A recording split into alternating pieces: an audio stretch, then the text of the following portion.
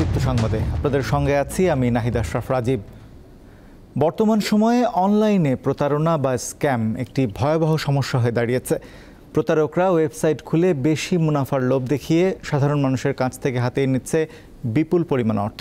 দীপ্ত টিভির অনুসন্ধানে তেমনি বেরিয়ে এসেছে পোল্ট্রি খাত নিয়ে প্রতারণার এক চিত্র। ক্রমেই বিস্তৃত হচ্ছে অনলাইন মাধ্যম, সেই সঙ্গে বাড়ছে প্রতারণার জাল। জুয়া, অনলাইনে চাকরি ও বিনিয়োগের লোভ দেখিয়ে কারি কারি টাকা হাতিয়ে নিচ্ছে কিছু অসাধু চক্র।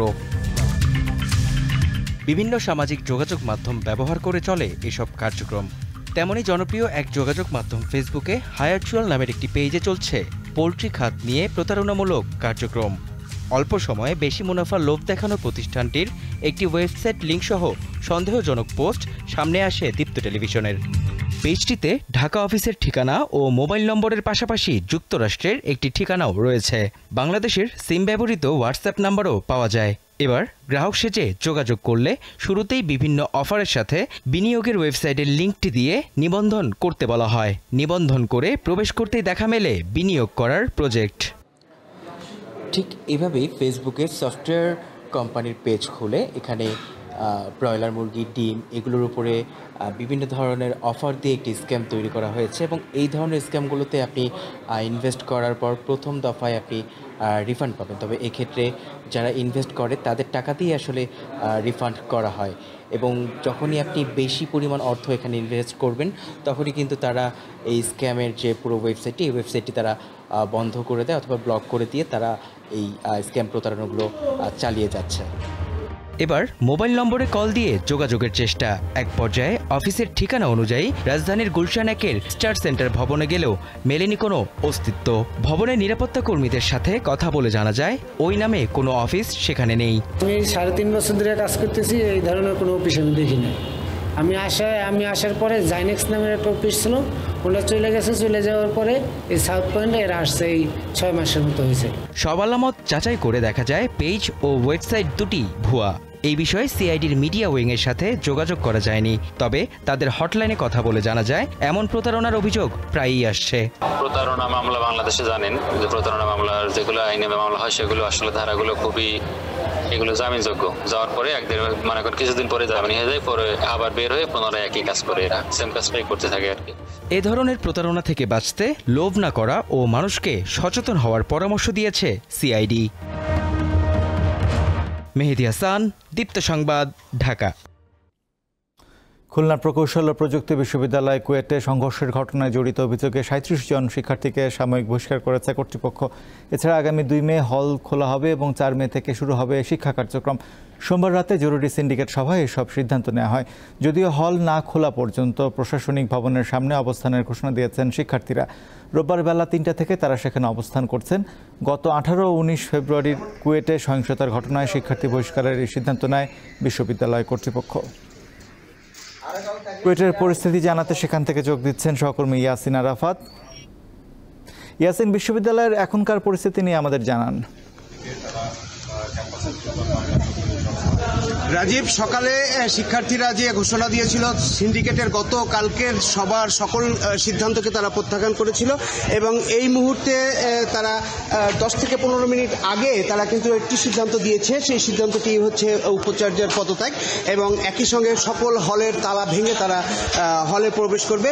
আমি এই মুহূর্তে রয়েছি খুলনা খানজাহান আলী হলে, কুয়েট ক্যাম্পাসের ভেতরেই অবস্থিত এবং এই খানজাহান আলী হলে তালা ভেঙে শিক্ষার্থীরা এইমাত্র ক্যাম্পাসে হলের মধ্যে প্রবেশ করেছে এবং এরপরে শিক্ষার্থীরা তারা অন্য যে আরো যে ক্যাম্পাসগুলো হলগুলি রয়েছে সেই হলগুলিতে কিন্তু তারা চেষ্টা করছে যে হলের তালা ভেঙে তারা হলে প্রবেশ করবে।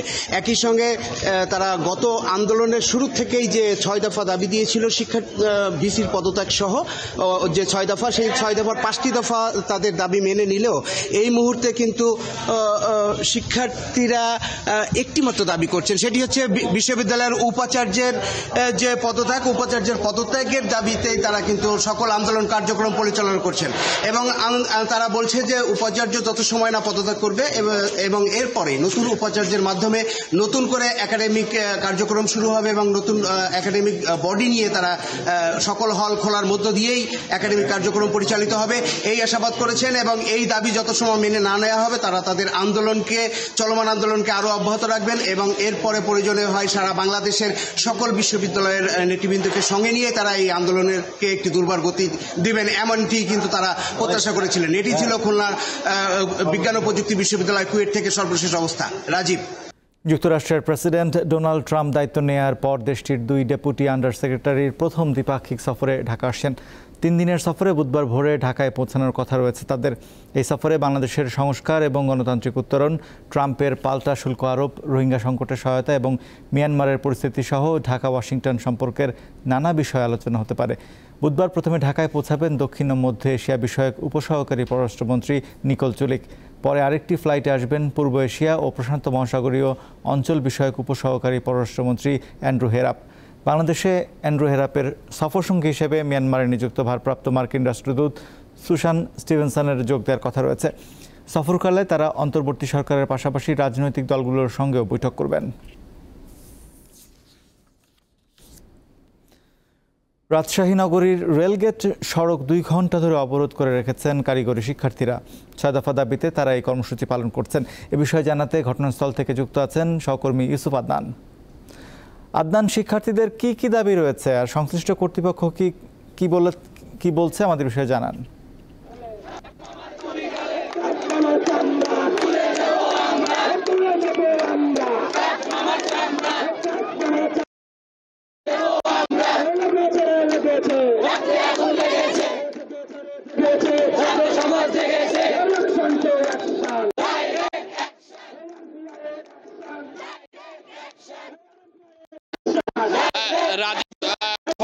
দাবিতে রাজশাহী মহানগরের বিন্দুর মোড় রেলগেট এলাকায় পলিটেকনিক ইনস্টিটিউটের শিক্ষার্থীরা সড়ক অবরোধ করে বিক্ষোভ করছে। আজ দুপুর 12টার পর থেকে সড়ক অবরোধ করছে এবং ইনস্টিটিউটের শিক্ষার্থীরা অবস্থান নিয়ে তারা বিভিন্ন স্লোগান দিচ্ছে। তারা বলছে তারা 6 দফা দাবি যৌক্তিক, এই দাবি না পূরণ না হওয়া পর্যন্ত তারা আন্দোলন চালিয়ে যাবে।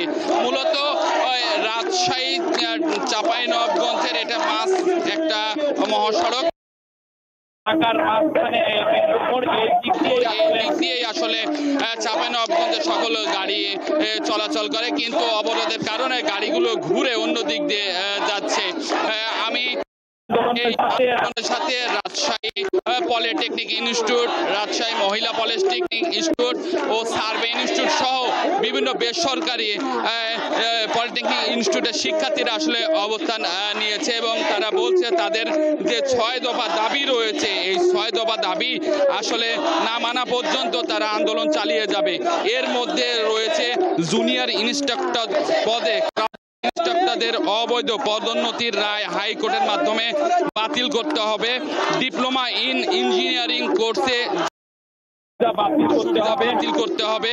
উপসহকারী প্রকৌশলী ও সমমান পদের 4 বছর মেয়াদী ডিপ্লোমা ইন ইঞ্জিনিয়ার ও মোনোটোলজি পদে পাশকৃতদের সংরক্ষিত পদের বিপরীতে এছাড়াও 6 দফার যে দাবিগুলো রয়েছে, দাবিগুলো আসলে তারা পূরণের জন্য বিভিন্ন স্লোগান দিচ্ছে এবং তারা বলছে যে এইখানে যতক্ষণ পর্যন্ত প্রশাসনের আসে